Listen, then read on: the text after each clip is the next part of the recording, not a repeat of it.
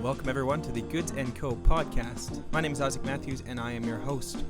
Here on the podcast, we share the stories of local businesses and artists in the Northwestern Ontario region of Canada, proudly supporting ventures owned by members of the LGBTQ, BIPOC, and women-led communities. Today's episode is brought to you by the new Woodside Bar, located in the Goods & Co. Market, downtown Thunder Bay, bringing you crafted cocktails and a curated wine and beer menu to suit all taste buds. Follow along on Instagram at the Woodside Bar. That again is at the Woodside Bar.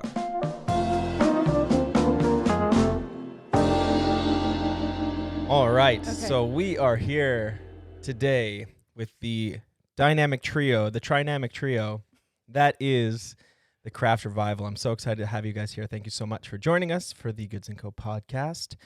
Thanks for having us. Yeah, of course. So obviously, Craft Revival has been a huge part of this community for many years, and I'm sure there are so many people out there who don't know the story of it. So today is the opportunity. We'd like to hear how it started, how you all met, how you're all involved, and where we're going in the future.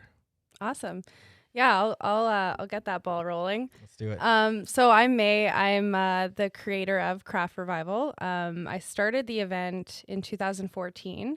It started very small. I don't know when Vic's episode's airing, either before or after this, but Vic kind of talks about the story about me hosting the first Craft Revival in my parents' house.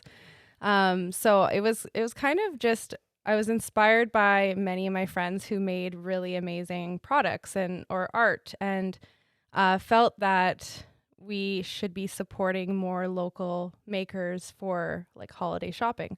So I decided to do a holiday event at my parents' house, and we kind of took over the whole space. We had a couple people set up in the foyer. Vic had her art like on the steps of going upstairs to my parents' second level, and we had people in the living room, and there was wine and cheese, and I invited basically everyone that I knew to come check it out. So that was the first technical Craft Revival event. But after that event happened, many of my friends who attended wanted to be a part of the next one. So we were like, well, we got to do that again. That was super fun. And we now have 10 more people that want to be involved. So my partner that runs the foundry, I convinced him to let me take over the restaurant on a Sunday. Of course. That following spring.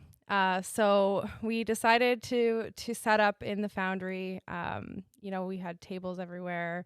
People, had their products all displayed, and we actually weren't even going to invite the public. We were just going to do it as a closed event with our close invite friends. And then finally, as it evolved, we decided, we should probably maybe invite some people and put this out there. Yep. So we had tables set up. We organized musicians that were a part of it. We're playing the whole day, and then we had our bar open, and it was a hit. It was a big hit. Yeah. People loved it. People loved being able to drink and shop. That is the Who key. doesn't? That is the key to the Craft Revival success, is drinking and shopping. But yeah, so that's kind of how it got started. And I started doing it basically every spring and winter. And then slowly started more businesses in the waterfront district in our downtown in Thunder Bay wanted to be involved. So it started at just the foundry. Then it was adding another couple bars on, that wanted to participate. And it was really unique because people hadn't seen a market in these types of venues. Right. There was, you don't see that set up in a restaurant or a bar. Right. So I think people found it very unique, and then being able to purchase food and drink at the same time, listen to music, it kind of ignited all the senses, and was a really cool experience. So as the event grew, we had more and more venues coming on board, and I was at this point doing it all solo, just me with my horrible organizational skills trying to make this happen. And at a certain point, Kara magically came into my life and was like, "Do you need help?" And I remember that moment, actually. She could see it on your face. Yeah. So Kara and Heather will tell their story a little bit, but they were are both participants in the event, and that's how we met. But Kara and I made a plan to meet one day, and she was like, I think I can help you. And I was like, please, like, please help me. So Kara came on board, and then it kind of just evolved from there. I'll kind of let them talk about their specific roles a bit more, but as the event grew, I needed help. Every time we host an event, we have volunteers that we bring on board. Of course, that would not be possible without our volunteers to make the actual day happen. But the behind the scenes stuff was starting to get really challenging for me to do on my own with, I don't know, no experience in like admin. Kara hated everything that I had going on at the time. But yeah, so here we are, what is it, 7 years that we've been doing the event. And I think we've evolved in a big way. Yeah, no kidding. So how many artists did you have involved at that first one in your parents' house? The first one would have been maybe like 8. And how many are now involved? 200 plus. 200 That's plus. Wild. Yeah. That's unbelievable. Yeah. It's pretty crazy. That's and awesome. How many shoppers at the first one? 20. Right. And how many shoppers at our last in person? Probably 5,000. 5,000. Yeah. That's unbelievable. Yeah, it's crazy. That's so cool. Yeah, when you count like the shoppers, and we've done, we've taken surveys and we've taken information, so we have some ways of tracking. But when you consider shoppers, all the vendors that are participating, the musicians, the performers, and then the people running the businesses downtown, the workers, the staff, it's crazy. Lots of people. And how long? We kind of talked about this in another podcast that we did with Jordan. But how far into it, I'm curious from your perspective, how far into the craft revival was it before you said to yourself, like, this downtown core could probably use a permanent space that's doing this all the time, AKA the market? When do you think that kind of clicked for you? Yeah, I think it was probably at least, I'd say, 4 years into doing the event, somewhere around 2018, I think, where I started, or 2017 maybe, where I started dreaming about this idea. And I had been traveling a lot over the years with my friends or with my partner.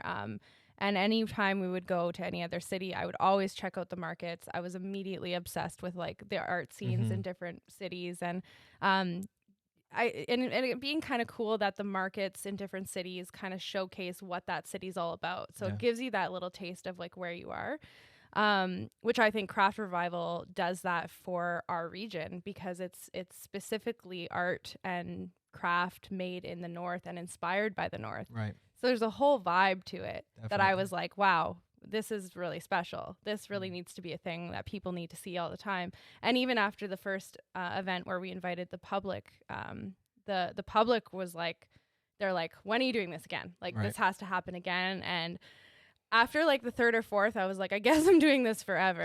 like, is this, can I stop? Like, and it was no, there's no way. So when did you tell these two immediately then, when you had the idea that we need to evolve this? I think for me, it was something that I had been thinking about in my own brain for a long time. But then when Kara came on board first to help with the event, she's involved with the downtown quite a bit. So I think it was like probably in our conversations a bit about wanting to do a market space permanently downtown. Right. But it was kind of like, where do you do it? Like, where were the opportunities? Yeah. Buildings weren't like, it didn't make sense at the time. But it was on our radar, I think, for sure. Awesome. Yeah. Awesome. And we're going to talk about Craft Revival today, but obviously everyone sitting on this couch now is also involved in the Goods & Co market coming up. Yeah. I mean, like, so Heather is obviously doing the design work for Goods & Co market, and helping me with the branding of the whole project. Kara, I'm trying to convince her to do many things, and we'll see what she's going to do. But Kara's like my emotional support team, and she's on the staff. Dearest friend. And she's going to be involved somehow. She just doesn't know it yet. Yeah. No, but we're talking about different roles and different ways of setting up the business. So I'm sure I'm going to reel Kara in somehow. Let's talk about this last year, because obviously the Craft Revival has been such an in-person huge event downtown, but COVID obviously changed that. So in the last Craft Revival, you did an online version, right? Yeah. I mean, Heather, if you want to, you could speak to this probably a Yeah. bit, because you helped with the design and stuff. Part of it. Helped with it a little bit. Yeah, thanks. Okay, go ahead. Yeah, I think there were so many vendors that were starting to do their own little virtual sales just because nobody knew what was happening in the beginning, and lots of things were just postponed, canceled to maybe happen later before people kind of got up and running again. So we were set to go for May. We canceled. I think we did postpone a couple times without giving a date. Right. And then we had set dates amongst the three of us that we would be prepared to pull things off for. But it was pretty clear that like COVID wasn't leaving. Yeah, there was a lot of unknowns then. Yeah. So we saw a few different vendors kind of host their own little virtual sales with whatever curbside pickup or end of driveway drop-offs and all of that kind of stuff through April and May. And we had to get things back in order for November, whether COVID was here or not. We weren't really sure how the chips were going to fall yet. So we had kind of a plan A and a plan B and a plan C with a million variables, and we were just waiting to see what was going to happen. And it was really hard to plan, as everyone found trying to plan through COVID. So we had to make a plan, and the plan was virtual because it can happen no matter what. So if by some chance COVID went away, we would have found a way to have an in-person event in addition to our virtual event, but we had to kind of forge ahead somewhere. And as soon as we announced that we were doing it virtually, we were terrified that we were going to get all this backlash and people saying, I'm not doing that, and so on. And instead, Kara gets all the emails. Kara, and reads the Instagram messages, had an outpouring of like, I'm so thankful. I can't believe this is happening. Oh, I would really? do anything. In addition to people saying that Craft Revival has become part of their annual income, like Oh, the wow. 2 seasons. And to go without the spring one was a hit, and to go without the fall one as well, or holiday, would have been like inconceivable. Wow. So people were really, really happy and excited to be part of virtual. There were definitely learning curves there for us because we had never done that before. Yeah. And we're managing 200 vendors, which we learned later was 3,000 purchases Wow. through however many people purchased Yeah. that we sorted like a post office and took over the foundry again. In 18 hours, yeah. We lived at the foundry for 18 hours. That was the craziest. Dreamt of the alphabet. Oh my God. It was the craziest experience. Yeah. So you guys ever. had essentially, and you can kind of explain the backside of it, but from what I saw, you had essentially developed a website that not only introduced customers to different artists and whatnot, vendors for the event, but then it also was an opening to vendors' websites, and it spread the word about their products, and then they would order through that, and then the vendors would bring products to a single space that you guys were organizing, and then the customers would come and pick up their products from that single space. Is that essentially how it Yes. was? Yes. Yes, that crazy story you just told is accurate. Yeah, that sounds like chaos, Yeah, it was wild. but it was successful. It was, yeah. And I Yeah. think like when we were planning it and coming up with how we were going to pull this off, it wouldn't have made sense to just say, come to the Craft Revival site on this day at 10 a.m. and then go off to shop at 12 different vendors and like, good luck. Right. And then leave all the vendors and all the shoppers to deal with their purchases and whatever. We had to make it beneficial in some point, in some way, for the shoppers and for the vendors. So we came up with the plan to do the central pickup. And I think that a surprising thing that happened is many of the vendors had increased sales because on the day there's like a flood trying to get into the chanterelle and people waiting in the stairwell to get down. And now it sounds like a fire hazard, but I mean, it's busy. Likewise to get into all of the other street level places as well. And sometimes you just can't fight the crowd that many times, or you're pushing a stroller, or you have like senior grandparents with you. So there gets to be a point where like you can't go into that building for the $10 item. And I think that because all of the shops opened at once, you could get all of the like hot items that you needed to in the first 12 minutes. And then you were kind of like, now what can I buy? Right. And like, let me check out this person. And you had like $10 purchases and $5 purchases and then big stuff. But like, it didn't matter because you were just going to show up to one pickup and retrieve all those things at once. Interesting. That's amazing. So yeah, Maelyn was the creator of this idea at first, and obviously you guys got roped in because she's so great at roping amazing people into her projects. This is true. So why don't you guys introduce yourselves a bit and talk more about your role specifically with Craft Revival? You go. Okay. Go for it. So I'm Kara. I am the spreadsheets and the email and all of the wonderful back end stuff of the Craft Revival.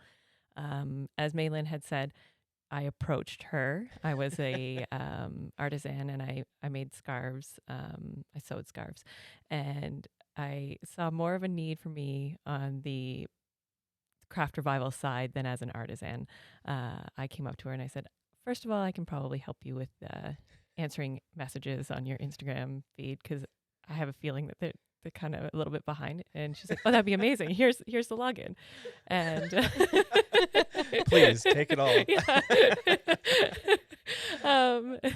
Which is very Maelyn. Once you get to know Maelyn, it's like, yes, please, if you're willing to help. And then it came down to when we worked with applications for the next one. I'm like, we could probably like work this out a little bit better. What do you do for steps? And she's like, well, I take everything and I write a Word document, and then I respond to everybody individually and all of the, I'm like, I can streamline all of this.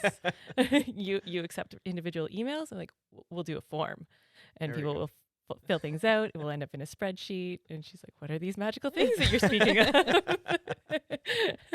It's like, we'll streamline everything in the background. You can still send out like Maelyn has a very nice voice when it comes to her acceptance emails. And like we're going to keep all of that. We'll keep your personable side to it, but we're just going to make everything less messy in the background. And that's really where I came in. It's just a matter of spreadsheets, fillable forms, all of the nerdy things that nobody really wants to talk about. But it makes our lives a lot easier. Oh, of course. And we can individualize everyone that way, even though it comes into like a central repository. We know who they are, what they do, the information about them, instead of sifting through emails and putting everything into a Word document. This makes our lives easier and theirs, because they know that what they put in is what comes out of the other side, what people see. So I'm sure it launches a business exponentially too, to have that kind of streamlined back end. So you may be behind the scenes, but it's very, very important. Thank you. It also helped when we work with 21 locations. Yeah. And have to place all of these different artisans, and we don't want too many of the same types of businesses in the same place. So you don't want to have like 5 potters in one spot, or a bunch of painters. We just want to make sure that everybody is located in different spots. And then how do you also organize all of the different locations? And they also have a sign-up system too, and it just makes life so much better. There's a lot of stuff that people don't see that goes into these kind of processes. Yeah, and that's amazing. And again, it's 100% contributing to the success of the Craft Revival, I'm sure. So I guess 100%. And Heather, do you want to explain your role? Sure. So my role in Craft Revival is the creative stuff. So I became involved with Craft Revival because Maelyn and Kara asked me to do the seasonal artwork. I think 4 holiday seasons ago. And it just kind of became like something that stuck. And then, thank goodness. Yeah. And then I was not allowed to leave. That's what happens. So Kara mentioned taking over kind of the backside of Instagram. I think with the holiday one, maybe 2 or 3 ago, we decided to streamline the Instagram feed. At one point, it was anything that was tagged Instagram was reposted. But it makes it hard to look at or to like see the good stuff without some like breaks and rest and whatever in between. So we started curating the feed. So we'll still repost as many stories as people want to tag us in. If you want to be featured in the stories, tag your stuff with Craft Revival and Kara will repost you. The feed, on the other hand, we've started trying to give it a look, make sure it matches the season. We try and post everybody.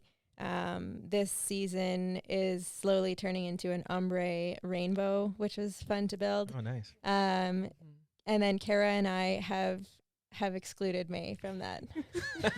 Sorry, May. So I build the process. Yeah, I build the feed. We now schedule everything so it goes into like a software system, and then Kara takes it from there. So she writes captions, make sure the posts get up, and it is totally a team effort. May too. May is also part of the team. May's been reposting, and it's saving my sanity. Perfect. Because I have multiple phones that go off at various times of the day. What do I even do? You look gorgeous.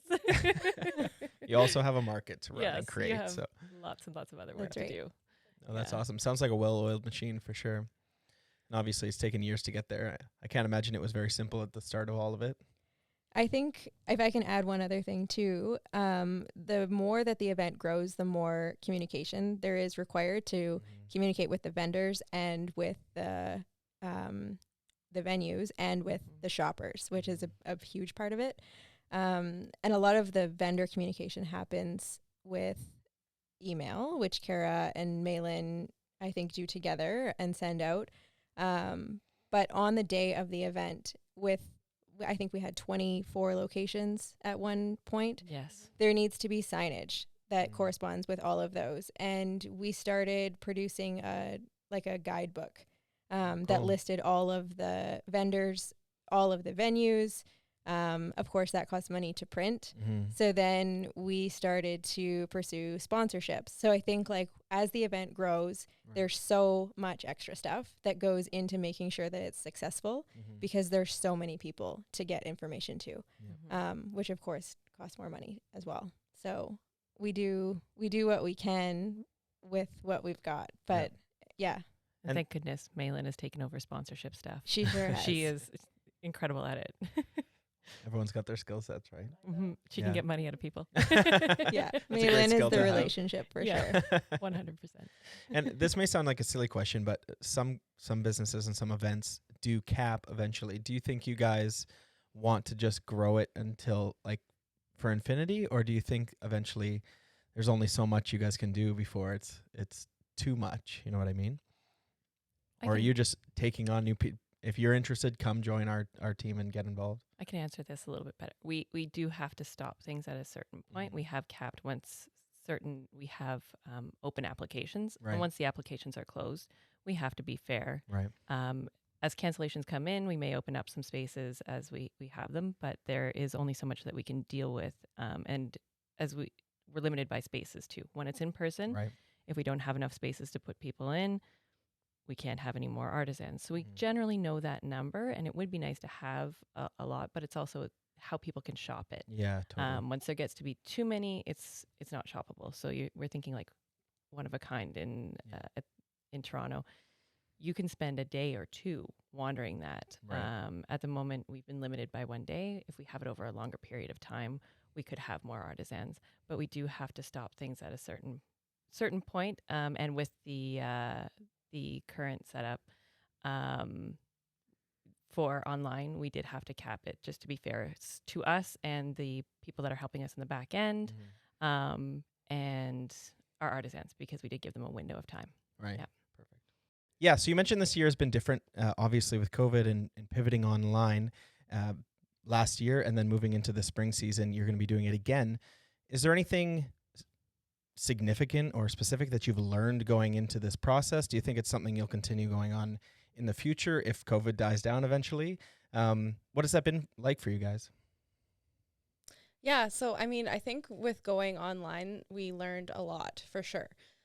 We also learned that we can reach new markets. Like, I think that going virtual really helped spread the word with Craft Revival outside of Thunder Bay, which is really interesting to see. So having the website, sorry, I need to fix my slowly sliding. Having the website and having the ability to see the stats of who was visiting the site, who was shopping, was really helpful. I think really helpful for us to see just the potential of Craft Revival and where we could go with it. So being able to see that, you know, day one, there was 20,000 shoppers that visited the site. And then, you know, after we did the last event, you know, 6,000 shoppers were from the US, which was really interesting. So knowing that we're kind of tapping into different areas is really exciting for us, and we're exposing our local community here to the rest of the world. I mean, it was crazy to see the stats from the event tell us that people in Europe were on the site. Like, you know, it's crazy. I'm like, what? Like, how? Like, China? Like, 5 people in China were on it? Like, what?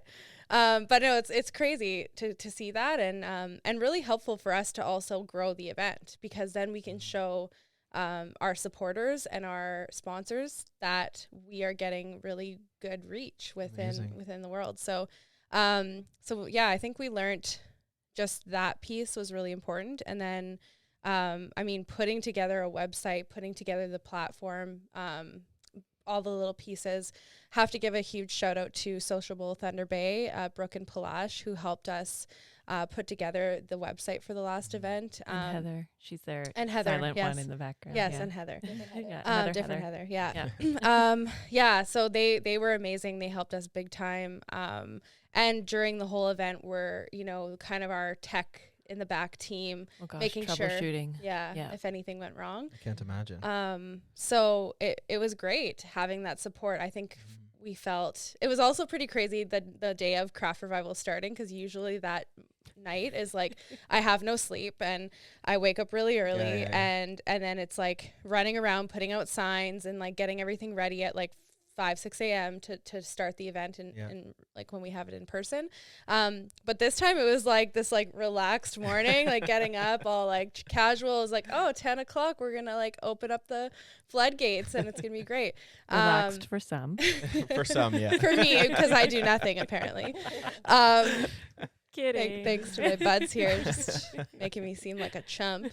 But anyways, no, it was a different feel to the event, and to be able to watch, you know, the traffic from at home on your computer was pretty crazy. Incredible. So yeah, we plan to. I think the biggest thing that the whole event has taught us a lot, and we really like to give back to the community with every event that we host. So I think it's really important that everyone knows that from the very beginning, any time we would have, you know, additional funds or we'd get extra sponsorships, we always give back in some way to an organization in the community. And that's been really awesome to have that kind of like charitable component to the event. So much so that we have been able to actually make a pretty big decision moving forward in the next while. So we are planning to, officially make Craft Revival into a not-for-profit organization. Amazing. So that was a pretty big step for us, I think. The event has always functioned as one. You know, again, we've had a team. We have regular meetings. We track our finances. And at the end of the day, when there's extra funds, we give back. So it's always bringing us back to kind of that $0 bank account, and then we start all over again for the next event. So yeah, we decided that it made sense to make that decision, and we're really excited to announce it. I mean, it'll be out in the public by the time this episode airs, but yeah, we just felt that was a really good decision. Yeah. That's amazing. Giving back component. Yeah, absolutely. And it's such a, it's amazing that plus the outreach that you guys have seen through the online presence is now going to bring such a focus on this community and the local artisans and small business owners of this community. That's amazing. And also giving back as a portion of that.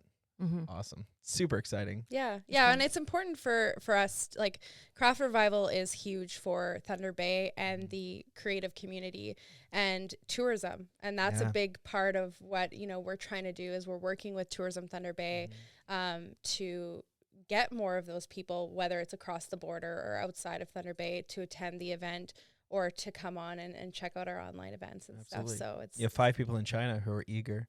So now It's come true. to Thunder Bay, Ontario. Yeah. Okay.